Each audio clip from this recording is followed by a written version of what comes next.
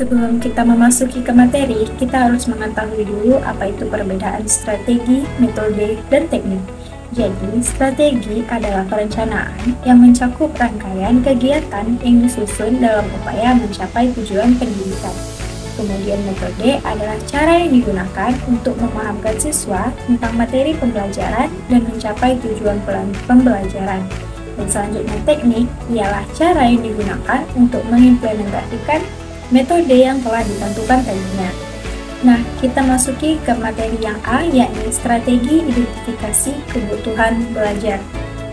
Strategi identifikasi kebutuhan belajar adalah proses untuk menentukan apa yang harus dipelajari oleh individu atau kelompok agar dapat mencapai tujuan pembelajaran. Berikut ada beberapa strategi identifikasi kebutuhan belajar. Yang pertama ada analisis tujuan pembelajaran, di mana dalam kita mengidentifikasi kebutuhan belajar, tentunya diperlukan langkah-langkah utama, yaitu dengan menentukan dan memahami tujuan apa yang akan kita capai. Kemudian yang kedua, ada evaluasi awal. Cara ini dilakukan dengan mengidentifikasi pengetahuan, keterampilan, dan sikap yang dimiliki oleh peserta didik terkait dengan materi pembelajaran.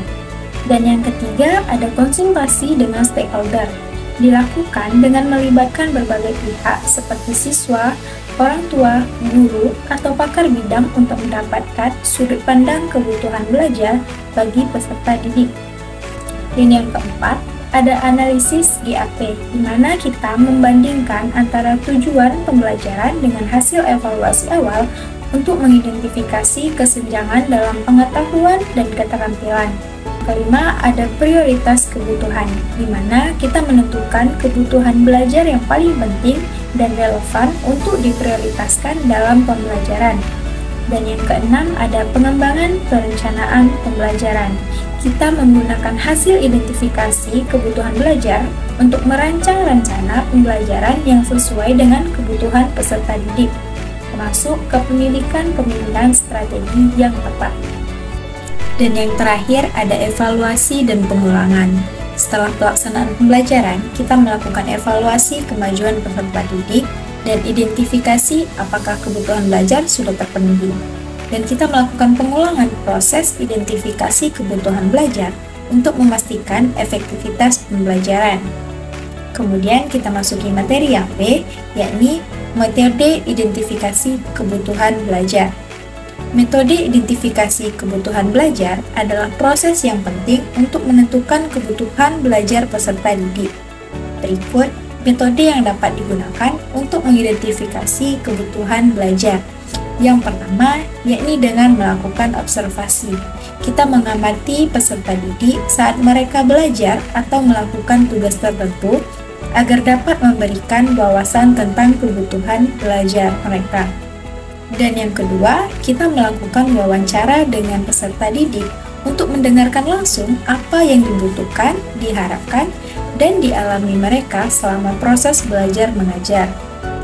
Dan yang ketiga, ada kuesioner atau survei. Kita mengumpulkan data tentang preferensi belajar, tingkat pemahaman, dan kebutuhan individu atau kelompok. Dan yang keempat, ada evaluasi hasil belajar. Kita menganalisis hasil tes tugas atau proyek yang menentukan hal apa yang diperlukan oleh peserta didik dalam pembelajaran. Dan yang kelima, ada diskusi kelompok.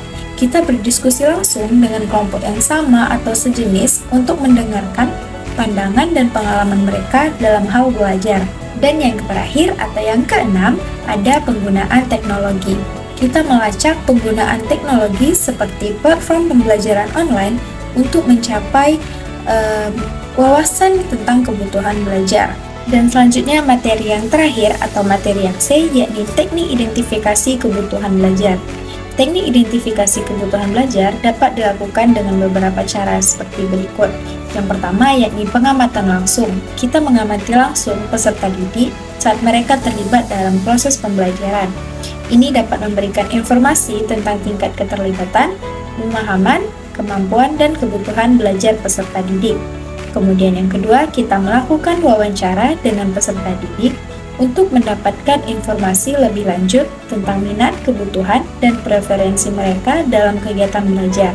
Ketiga, ada kuesioner atau survei untuk mengumpulkan data tentang kebutuhan belajar peserta didik.